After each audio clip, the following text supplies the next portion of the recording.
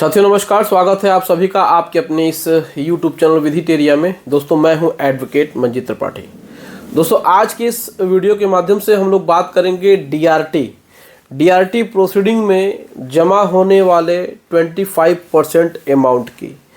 आप में से बहुत सारे लोग हैं जिन्होंने होम लोन लिया होगा, जिन्होंने सिक्योरिटी दे करके कोई लोन लिया होगा, लोन अगेंस्ट प्रॉपर्टी लिया होगा, किसी न किसी प्रकार से अपनी प्रॉपर्टी मॉर्गेज की होगी, किसी न किसी प्रकार से अपनी प्रॉपर्टी मॉर्गेज की होगी और आपने उसमें डिफ़ॉल्ट कर दिया है।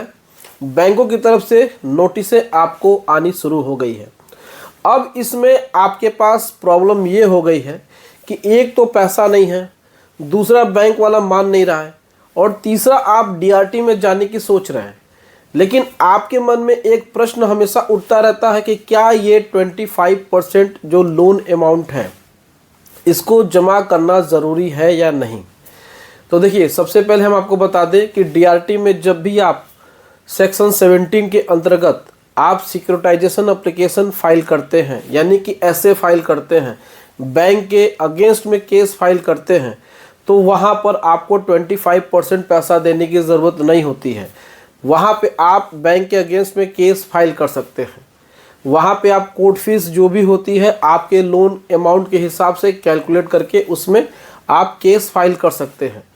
लेकिन जहाँ पर आपको स्टे लेने की बात है, जहाँ पे आप चाहते हैं कि बैंक की जो कार्रवाई है वो रुक जाए, तो वहाँ पर अगर डीआरटी के जज यानी कि प्रिसाइडिंग ऑफिसर, जिसको कि पीओ बोला जाता है, अगर वो चाहेंगे तो आपको इंटरिम इंजंक्शन दे सकते हैं।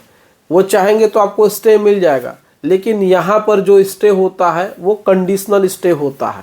वो सशर्त आपको एक स्टे दे देंगे कि भाई चलिए ठीक है कि बैंक कुछ दिनों तक कार्रवाई नहीं करेगा, लेकिन आपको सिक्योरिटी के पर्पस से 25% अमाउंट आपको देना होगा।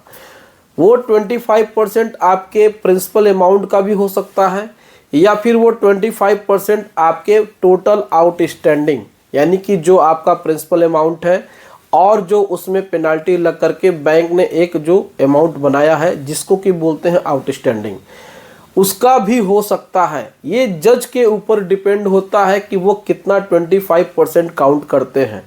वो जो ऑर्डर होता है वो रजिस्ट्रार के ऑफिस में जाता है और वहाँ से फिर वो आपके पास एक ऑर्डर शीट बन के आती है कि आपको एक हफ्ते के अंदर, 4 दिन के अंदर, 3 दिन के अंदर, 2 दिन के अंदर आपको इतने परसेंट यानी कि 25% का डीडी बना करके कोर्ट में सबमिट करना है।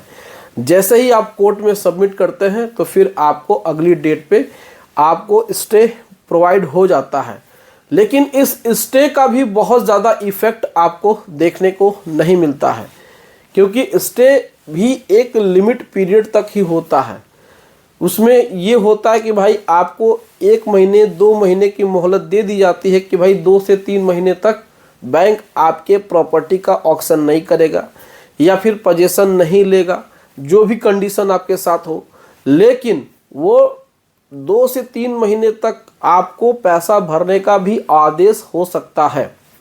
यानी कि जो डीआरटी कंसीडर करेगी कि भाई 25% तो आज जमा करा लिया, अब उसमें 2 महीने का टाइम दे दिया कि भाई 4 महीने या 2 महीने में आप अपना बाकी का पैसा जमा कर दें, तो फिर बैंक आपको परेशान नहीं करेगा और बैंक आपके प्रॉपर्टी को रिलीज़ कर देगा।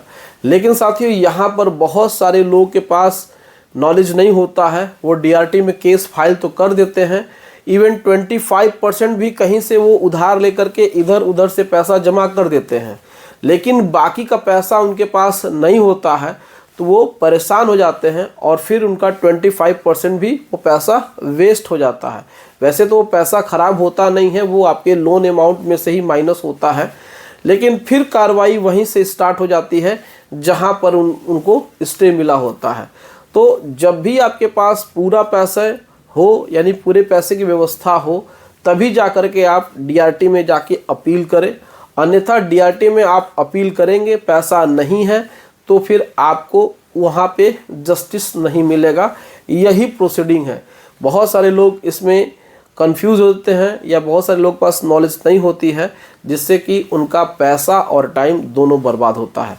तो आप सोच रहे हैं डीआरटी में आप केस फाइल करने के लिए, तो प्लीज़ ऐसा मत करिए। एक बार आप हमसे कांटेक्ट कर सकते हैं, आप हमसे सलाह ले सकते हैं, डीआरटी के बारे में हम आपको डिटेल से बता सकते हैं। पिछले तो आपको जो भी डीआरटी या फिर जो भी हाई कोर्ट या जो भी लोन से संबंधित समस्या है, तो आप हमारे व्हाट्सएप पे आप अपना प्रॉब्लम हमें सेंड कर सकते हैं और आप हमसे लीगल एडवाइस ले सकते हैं। जो भी सोल्यूशन होगा वो बेस्ट होगा और आपका पैसा भी बचेगा और आपका टाइम भी बचेगा। तो जब भी आपको डीआरटी में केस फाइल करने का मन करे तो एक बार आप हमसे कंसल्ट जरूर करें।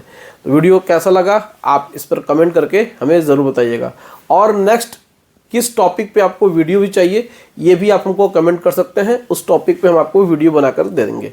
तो दोस्तों वीडियो अच्छी लगी हो तो लाइक ज़रूर कर दीजिएगा, इसे अपने दोस्तों में और रिश्तेदारों में शेयर कर दीजिएगा जिन्होंने भी लोन लिया है, जो भी परेशान है, और हमारे इस चैनल को सब्सक्राइब करके हमें सपोर्ट ज़रूर प्रदान करिएगा। चलिए मिलते हैं नेक्स्ट वीडियो में। Thank you so much. जय हिंद दोस्तों।